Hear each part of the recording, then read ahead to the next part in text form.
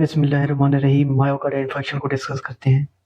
तो इसकी सिम्टम्स देखेंगे और कॉम्प्लिकेशंस और हिस्ट्री। तो स्टार्ट करते हैं कि इसकी क्या पेशेंट कैसे प्रेजेंट करता है चेस्ट पेन के साथ। ये कैसे पेन होता है जो कि रेडिएट करता है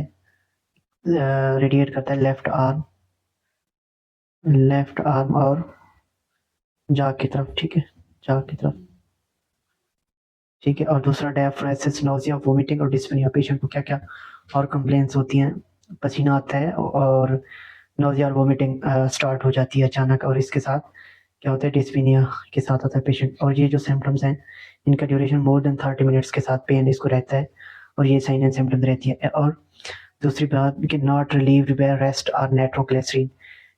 ठीक है ना, तो ये चीज़ डिफ्रेंशिएट करती है फ्रॉम, ठीक है ना, डिफ्रेंशिएट फ्रॉम एंजाइना से। ठीक है, डिफ्रेंशिएट फ्रॉम एंजाइना से। ठीक है, ठीक है, एंजाइना से। एंजाइना का जो पेन होता है ना, वो क्या करता है, नाइट्रोग्लिसरीन और रेस्ट में क्या होता है, जो है ना, रिलीव हो जाता है। पेशेंट को क्या होती है, रिकवरी होती है।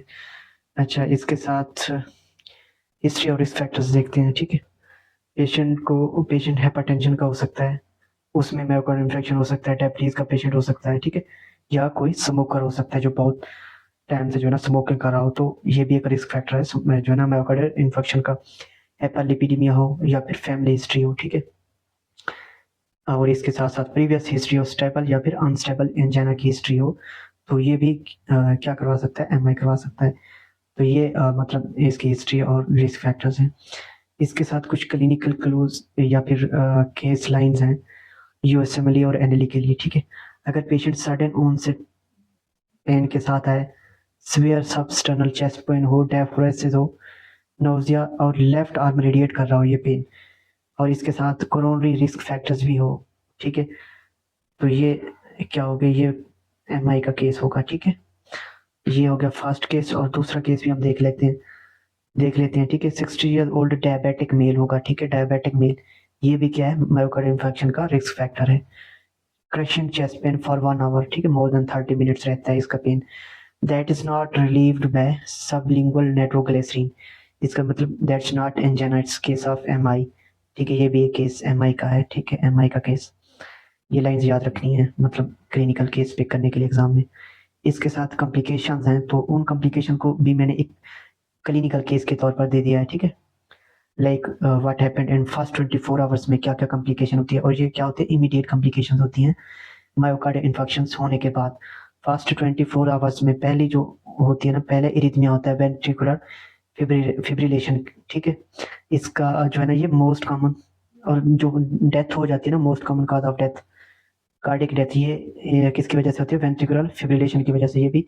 ये एमसीक्यूज है। फर्स्ट जो अगर डेथ होगी मायोकार्डियल इन्फेक्शन की, वो कौन सा एरिथमिया होगा, वो होगा वेंट्रिकुलर फिब्रिलेशन। ठीक है, अच्छा, इसका केस दिया, a patient with STEMI suddenly collapses with in the first few hours and has no pulse. तो इसका मतलब क्या हुआ, ठीक है, मतलब कुछ ही आवर्स में पेशेंट की क्या होगी, डेथ होगी।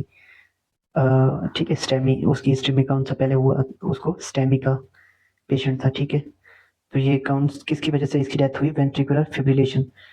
ठीक है, जो कि इसकी कॉम्प्लिकेशन है विद इन फर्स्ट 24 आवर्स। और दूसरी है cardiogenic shock, second cardiogenic shock, ये क्या है, due to left ventricular dysfunction की वजह से होता है। अच्छा, इसका केस भी देख लें, a post MI patient develops profound hypotension, cold extremities and oliguria within the first 24 hours. इसका ये क्या है, कार्डियोजेनिक शॉक। ठीक है, इसका इसका क्या डायग्नोज होगा, कार्डियोजेनिक शॉक। ठीक है, आगे कॉम्प्लिकेशन है 1 to 3 डेज में क्या होता है, पोस्ट एमआई मायोकार्डियल इन्फेक्शन के 1 से लेकर 3 दिन में क्या कौन सी मतलब कॉम्प्लिकेशन आती हैं। इसमें जो है ना, फर्स्ट कॉम्प्लिकेशन कौन सी है, एक्यूट फेब्रिनस पेरिकार्डिटिस। इसमें कैसे पेशेंट प्रेजेंट करता है, patient develops pleuritic chest pain that is relieved by leaning forward. ये भी क्या है, इसकी स्पेसिफिक फाइंडिंग है 1 to 3 days after an MI. ठीक है, और इसमें कौन सी होती है, फ्रिक्शन रब ऑन अस्कल्टेशन। ये स्पेसिफिक है किसके लिए, पेरिकार्डिटिस के लिए, एक्यूट फेब्रिनस पेरिकार्डिटिस। इसकी क्या है, मेन फाइंडिंग है। तो इसका डायग्नोस क्या बनेगा, एक्यूट फेब्रिनस पेरिकार्डिटिस। ठीक है, अच्छा, 3 to 5 डेज में क्या कॉम्प्लिकेशन आती हैं, वो है पेपिलरी मसल रप्चर। ये क्या करवाता है, मेट्रो रिगर्गिटेशन करवाता है, ठीक है। तो इसका केस कैसे बनता है? अ post MI patient develops acute pulmonary oedema, ठीक है, acute pulmonary oedema, hypotension and a new loud systolic murmur at the apex. तो इसका क्या डायग्नोज बनेगा? पेप्री मसल रप्चर होता है, ठीक है। अच्छा आगे है, इसके साथ कौन सी होती है? और दूसरा आता है वेंट्रिकुलर सेप्टल रप्चर। ये भी किन दिनों में आता है? 3 to 5 डेज में होता है, म्योकार्डियल इन्फेक्शन के 3 to 5 डेज के बाद। इसका केस कैसे बनता है? A patient develop sudden biventricular heart failure, ठीक है, with a new harsh systolic murmur at the left lower sternal borders. इसमें 3 to 5 days after MI, myocardial infection के 3 to 5 डेज के बाद अगर इन सिम्टम के साथ पेशेंट हो तो इसका डायग्नोज क्या बनेगा? वेंट्रिकुलर सेप्टल रप्चर, ठीक है। इसके अलावा आगे है 5 to 7 डेज पोस्ट एमआई। इसमें जो है मोस्ट इंपॉर्टेंट वो है कार्डियक टेम्पोनेट, ठीक है, बहुत इंपॉर्टेंट टॉपिक है एग्जाम के हवाले से। इसका केस कैसे बनता है? Post MI suddenly develops hypotension, JVD, ठीक है, जेवीडी है, जुगुलर वेनस डिस्टेंशन है, और distant heart sounds, muffled heart sounds हैं, और पल्सल पैराडॉक्सेस, ठीक है। तो इसका क्या डायग्नोज बनेगा? कार्डियक टेम्पोनेट, ठीक है, due to left ventricular free wall rupture, ठीक है। अच्छा आगे है वीक्स लेटर, ठीक है, इसमें कौन सी कॉम्प्लिकेशन आती है? टेस्टलर सिंड्रोम की। इसका केस कैसे बनता है? A patient develops fever, pleuritic chest pain और पेरिकार्डियल इफ्यूजन, ठीक है, pericardial effusion weeks after an MI. तो इसका क्या डायग्नोज बनेगा? Dressler syndrome. ये कौन सी है? इम्यून मीडिएटेड पेरिकार्डाइटिस है, ठीक है। बस इसके साथ और आगे कौन सी कॉम्प्लिकेशन आती है? Left ventricular aneurysm.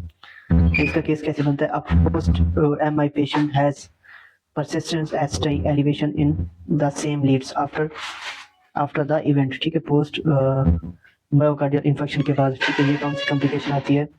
Left ventricular aneurysm की, ठीक है। बस इंशाल्लाह अगली वीडियो में नेक्स्ट केस देखेंगे।